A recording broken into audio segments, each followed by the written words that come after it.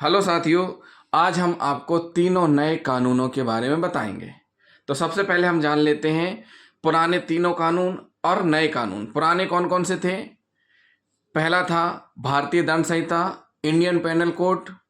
उसके बाद था the code of criminal procedure, दंड प्रक्रिया संहिता। फिर इंडियन एविडेंस एक्ट 1872, भारतीय साक्ष्य अधिनियम 1872।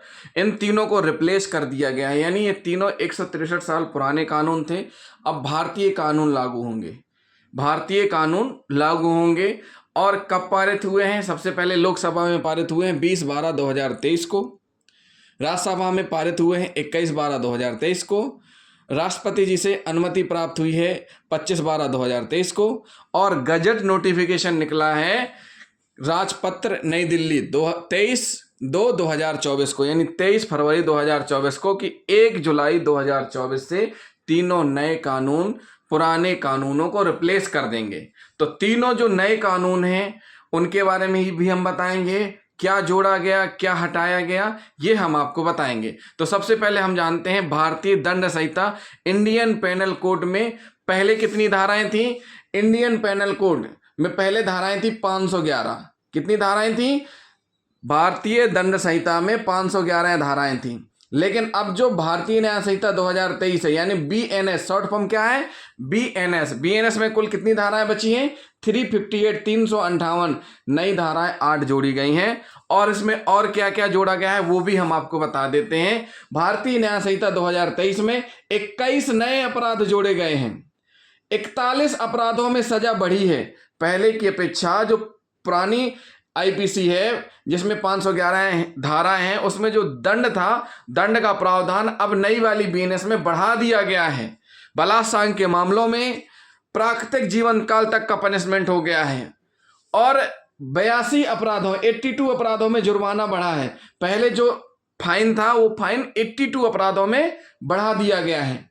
25 अपराधों में न्यूनतम सजा का प्रावधान किया गया है, यानी 25 अपराध ऐसे हैं जिनमें न्यूनतम पनिशमेंट का प्रावधान किया गया है।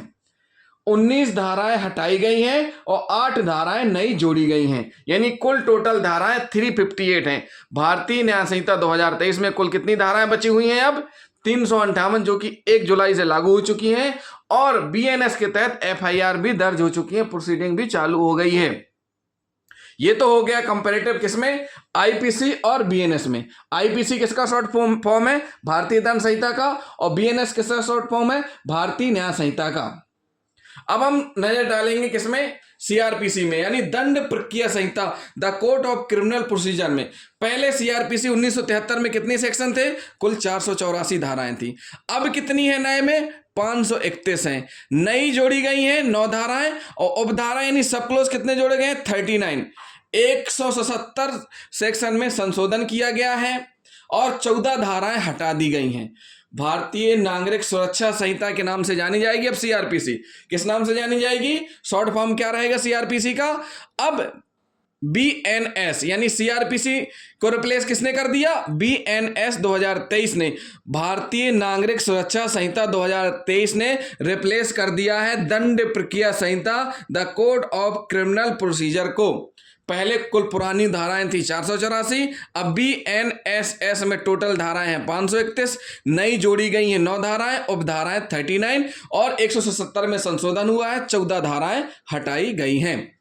तो ये हो गया सीआरपीसी के बारे में। अब हम जानते हैं भारतीय साक्ष्य अधिनियम और इंडियन एविडेंस एक्ट 1872। भारतीय साक्ष्य अधिनियम 2023 और इंडियन एविडेंस एक्ट 1872 में क्या जोड़ा, क्या घटाया गया है? तो पहले कुल सेक्शन थी 167। कितनी थी? 167 थी। अब कुल धाराएं कितनी हो गई हैं? 170 हो गई हैं। नई धाराएं कितनी जोड़ी गई हैं? धारा 2 और उपधारा 6, यानी कि इस प्रकार से धारा 2 और उपधारा 6 जोड़ी गई हैं।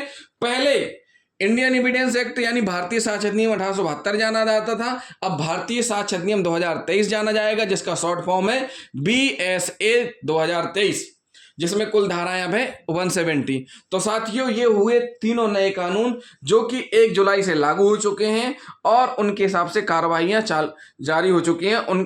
उनके जो प्रावधान है वो संपूर्ण भारत में लागू हो चुके हैं। सभी जगह इन्हीं तीनों कानूनों के आधार पर कार्रवाइयां की जा रही हैं। तो साथियों, जिन साथियों ने अभी तक हमारा चैनल सब्सक्राइब नहीं किया, हमारे चैनल को जरूर सब्सक्राइब कर लें और हम आपको बताएंगे कौन कौन सी ऐसी नई धाराएं हैं जो आई हैं, क्या अंतर है पहले की धारा और अब की धारा में, ये हम आपको बताएंगे। अगले वीडियो में हम आपको बताएंगे कौन से सेक्शन समनीय हैं, कौन से सेक्शन असमनीय हैं। तो जिन साथियों ने अभी तक हमारा चैनल सब्सक्राइब नहीं किया, हमारे चैनल को जरूर सब्सक्राइब कर लें, वीडियो को लाइक और शेयर करना ना भूलें, साथ ही साथ कमेंट भी करते जाएं। थैंक यू दोस्तों।